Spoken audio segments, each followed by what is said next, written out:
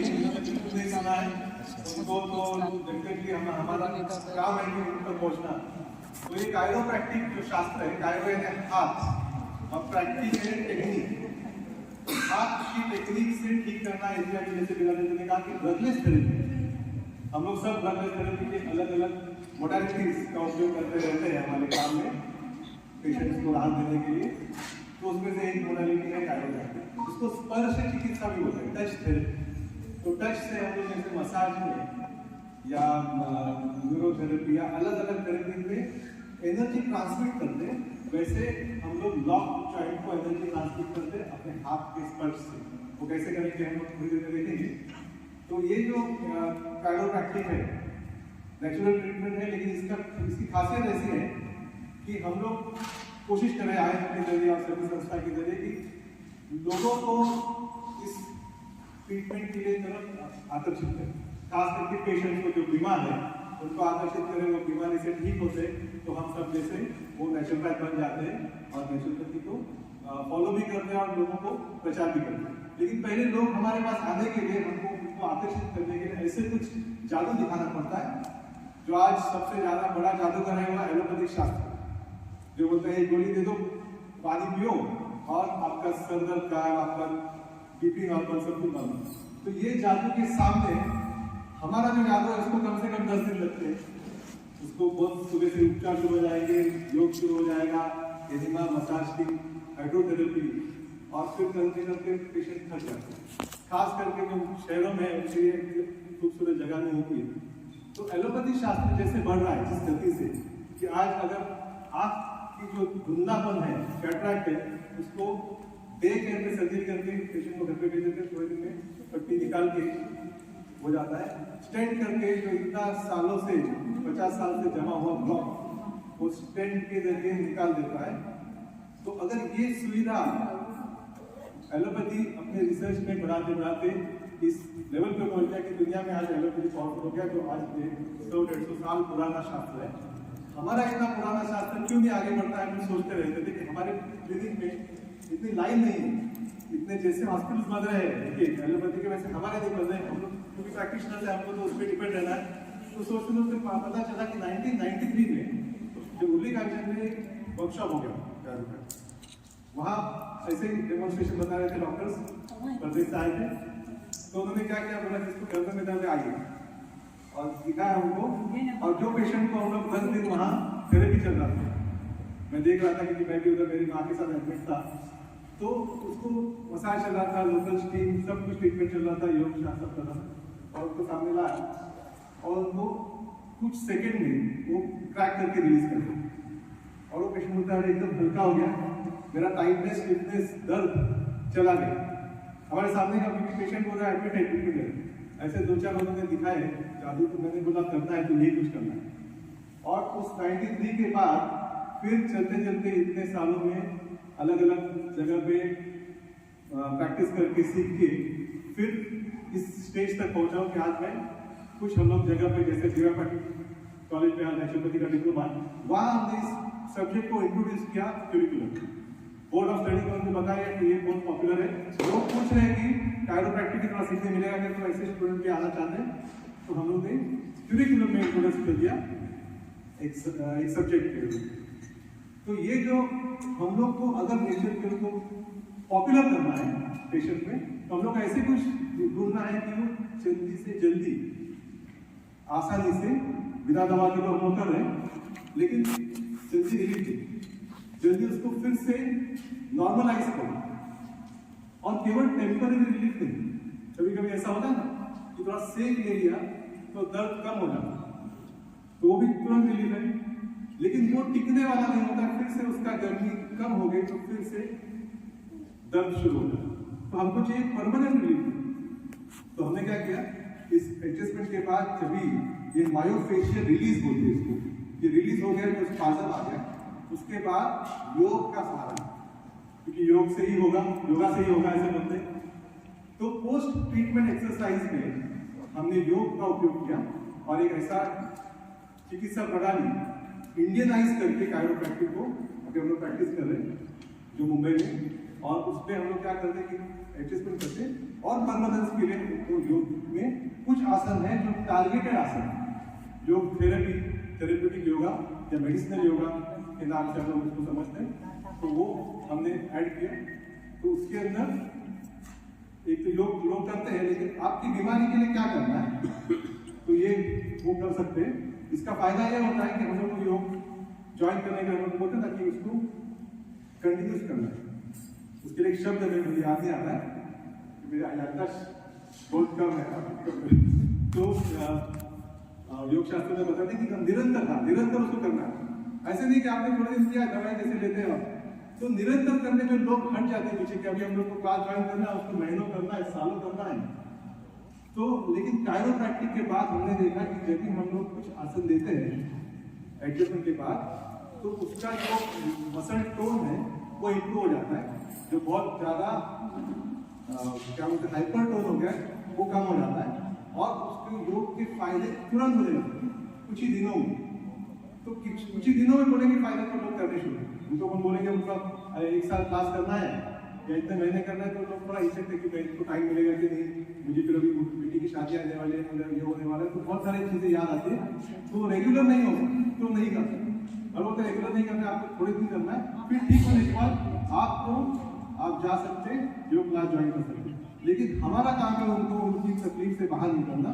तो ये थोड़ा सा छोटा सा वीडियो देखेंगे, वीडियो तो यूट्यूब पे हम लोग देखते रहते हैं, लेकिन अभी मैंने पूछ के निकाला और फिर हम लोग आगे थोड़ा सा समझेंगे इसको कैसे करते हैं। हाँ, तो यूट्यूब पे बहुत सारे वीडियोस जो देखते हैं हम लोग, इससे कायरोप्रैक्टिक के बारे में जानकारी मिलती है। In order to understand why spondylosis occurs, it is helpful to know the basic anatomy of the spine. The spine is made up of 33 individual bones, called vertebrae. The spine is divided into 4 sections: cervical, thoracic, lumbar, and sacrum and coccyx. A typical vertebra consists of a vertebral body and a vertebral arch, which has processes for articular and muscular attachment. An intervertebral disc is located between vertebral bodies and protects vertebrae and the spinal cord from the impact of activity. Facet joints are located between each pair of vertebrae. They guide the movement of the spine, providing stability and bearing a share in the load of the spine. Spondylosis is a term used to describe different changes in your spinal joints. It may be caused by aging, degenerative changes, or osteoarthritis. There are 3 general types of spondylosis: cervical, thoracic, and lumbar. The type depends on which spinal region is involved in the pathological process. When joint cartilage breaks down, the space between vertebrae decreases, which creates additional pressure on intervertebral disc. Excessive growth of surrounding bone tissue in form of osteophytes and bone spurs may occur as the body tries to repair itself by building extra bone. Osteophytes and the decrease in space between the vertebrae cause pathological processes involving all structures located between the affected vertebrae, such as facet joints, spinal discs, nerve roots, and the spinal cord.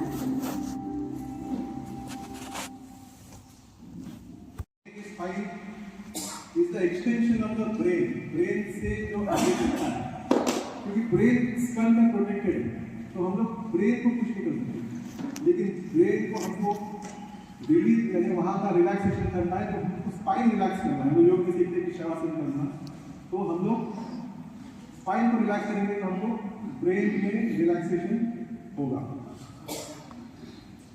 तो हमने जो देखा कि facet joint से ज़्यादातर हम लोग को जो एक्सरे में दिखता है, वो हम लोग इस वर्टिब्रल बॉडीज को देखते हैं, डिस्क को देखते हैं, लेकिन इसका जो कनेक्शन है जहाँ पे मसल्स स्पाइनल मसल्स होल्ड करते हैं, फेसेट्स है, मसल्स की कमजोरी होने के बाद ये फेसेट्स के ऊपर प्रेशर आ जाता है, फेसेट्स का मूवमेंट है वो मूवमेंट कॉम्प्रोमाइज हो जाता है, और उसकी वजह से डिस्क में प्रेशर आके डिस्क हार्डनिंग होता है, उसको डेसिकेशन होता है। हम लोग जब ये सब रिपोर्ट्स पढ़ते हैं तो मैंने बताया 30 साल केवल स्पाइन और स्पाइन रिलेटेड प्रॉब्लम के ऊपर काम करते करते अभी हम लोग MRI रिपोर्ट्स पढ़ सकते हैं, समझ सकते हैं कि क्या हो गया। उसके आधार पे हम लोग को ट्रीटमेंट जो प्लान बनाना वो पता चलता है। तो ये पोस्टर जो मोबाइल देखते हैं उनके लिए आपने देखा कि हेड का वेट है वो अगर 10 डिग्री पे वेट हो गया तो नेक पे वजन दुगना हो जाता है, twice the weight come on the neck of the head. तो इसको हम जितना आगे झुकाएंगे वो तकलीफ आ रहा है। तो ये आप लोग देख रहे हैं कि इसमें सर्वाइकल कॉलर बहुत बार हम लोग जब भी मैं जानता नहीं था इसका, लेकिन हम लोग बोलते कॉलर लगाना अच्छा नहीं है, डिपेंडेंट हो जाता है, ये खराब है। लेकिन अभी पता चला कि जब भी पेन होता है, नेक में प्रॉब्लम होता है, हमने देखा प्रॉब्लम्स कैसे होते हैं, उस वक्त अगर हमने इस मसल्स पे से लोड हटा दिया, उसको चिन पे शिफ्ट किया, चिन के जरिए कॉलर पे शिफ्ट किया और वो कॉलर का जो वेट है वो हमारे बोन पे आ जाता है, कॉलर बोन के ऊपर, और नेक का प्रेशर, नेक का तनाव निकल जाता है। ये ड्रगलेस है, कोई औषधि उपयोग नहीं है, हम लोग इसको नेचुरल में उपयोग करना चाहिए। तुरंत अगर दर्द कम होना है, हम लोग नहीं बोल सकते कि आप जाओ हमारे सेंटर में जाके मसाज लो, स्टीम लो या इनिमा लो।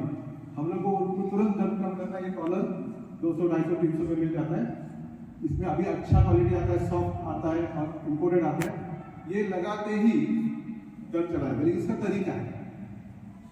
बहुत लोग क्या करते हैं, कॉलर लगाते हैं और गर्दन हिलाते हैं, कॉलर लगाते हैं बात करते हैं, कॉलर लगाते हैं खाना भी खा लेते हैं। तो ये कॉलर लगाने के बाद हेड वेट को शिफ्ट करना, तो ये रिलैक्स है। बात नहीं करना, खाना नहीं खाना है, सर को घुमाना, चाय 15 मिनट यूज किया जो भी इसका फायदा होता है। अगर बात करना है तो उसको निकाल लेना। इसके बाद पेशेंट ठीक होने के बाद कॉलर क्या करें, तो हम लोग बोलते हैं इसका और एक उपयोग है।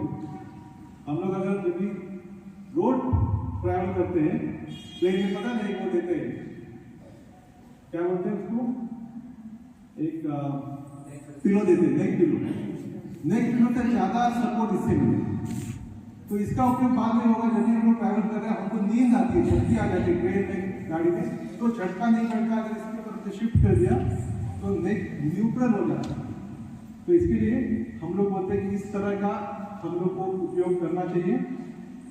फिर जब भी साइटिका हो जाता है तो इस तरह से पाँव में दर्द हो जाता है, तो पाँव में दर्द के लिए भी हम लोग को इस तरह का एक बेल्ट आता है कमर में यूज करने के लिए। हम लोग बोलते हैं वो भी ड्रगलेस है, क्योंकि ये बेल्ट लगाने से जो मसल्स हमारे वीक हो गए, मसल्स वीक होने के बाद क्या होता है, यहाँ ओ शेप हो जाता है।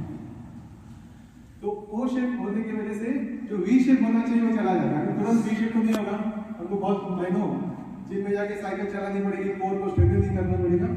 तो तुरंत दर्द कम करने का ये लंबोसेक्रल फ्रेम बेल्ट बोलते हैं। जो सादा बेल्ट होता है, जो लंबर बेल्ट आता है, वो काम नहीं करता, इलास्टिक होता है, वो इलास्टिक स्ट्रेच होता है, वो मसल्स को सपोर्ट नहीं देगा। तो हम लोग बोलते हैं कि तुरंत अगर हमको आराम देना है, क्विक रिलीफ करना है, तो हम लोग को ये रिलीफ के लिए, ये ऐसा नहीं कि ट्रीटमेंट है, तो ये सपोर्ट करना, इसका भी एक तरीका है। देयर इज अ टेक्निक और मेथड टू यूज इट। तो व्हाट इज द मेथड? तो when you wear the lumbosacral frame belt, LS frame belt बोलते हैं, इसको क्या करना है, कोर को थोड़ा सा होल्ड करना। तो क्या होता है कि अगर हम लोगों ने 10-20% भी इसको पकड़ा, क्योंकि हमारे core muscles, pelvic floor muscles कमजोर हो गए, इसलिए हमको लंबा प्रॉब्लम आ गया।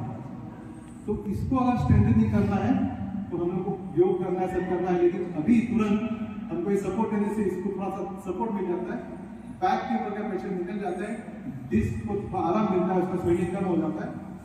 तो इसको 10-20% पकड़ना है, और फिर जैसे जैसे हमारा इंप्रूवमेंट होता है, जहाँ तक नर्व कॉम्प्रोमाइज कम हो जाएगा, जब हम लोग कायरोप्रैक्टिक करेंगे तो आपको बताएंगे कि कैसे होता है, और फिर नर्व सप्लाई इंप्रूव होगा, मसल्स को स्ट्रेंथनिंग आएगा, टोनअप हो जाएगा, 30-40% पकड़ेगा, 60% छोड़ेगा बेल्ट के ऊपर।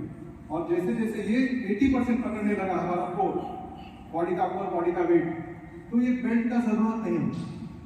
तो इससे डिपेंडेंस आता है, सही है। कुछ लोग बोलते हैं, आजकल डॉक्टर भी बोलते हैं बेल्ट पे मत पहनो, सीधा सर्जरी करो, ऐसा बोल देते हैं, go for surgery, don't do, all this is useless, ऐसा बोल देते हैं। मैंने ऐसे सुना है। पहले हम लोग कैसे करते, योगा वाले बोलते थे कि बेल्ट मत पहनो, अभी डॉक्टर भी बोल रहे हैं, क्योंकि वो बोलते हैं कि सर्जरी ऑप्शन है, आप ये क्यों पहन रहे हैं, ये सिर्फ थोड़े दिन के लिए टाइम पास होगा, तो बेटर गो फॉर सर्जरी। वो जो बेटा है काम का कल वो करना है, तो 8 घंटा ऑफिस जाना है, ट्रैवलिंग करना है, और हम लोग जब सोने जाते हैं तो हमको सब अपना मैसेज है, तो we have compromise our sleep time for this. तो स्लीप कॉम्प्रोमाइज हो गया तो हमारा रेस्ट कॉम्प्रोमाइज हो गया, रेस्ट कॉम्प्रोमाइज हो गया तो सब कुछ हो गया, हमारा सर्केडियन रिदम से लेके हमारा हार्मोनल बैलेंस से लेके सब। सेकेंड इंपॉर्टेंट क्या है हेल्थ के लिए? फर्स्ट इज स्लीप, 2 नंबर पे क्या है? आपको क्या लगता है?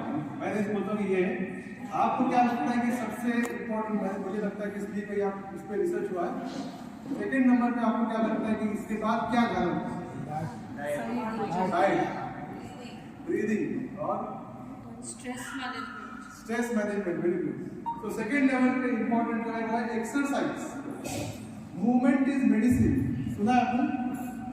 सिर्फ मूवमेंट करो, जो मूवमेंट करता है उठ के टीवी का जो चैनल है उठ के बदलता है, उसका हेल्थ अच्छा है। जितना मूवमेंट करेंगे हेल्थ अच्छा रहेगा। ऐसा रिसर्च बताता है कि मूवमेंट इज मेडिसिन, और कुछ करने की जरूरत नहीं, जितना मूवमेंट करेगा। एक कार्डियोलॉजिस्ट बोलता है हार्ट अटैक आएगा ना, तो भी बोलता है वो जो हार्ट बंद होता है, चेस्ट बंद होता है, आप मूवमेंट करेंगे तो निकल जाए, लोग बोलते हिलना नहीं है।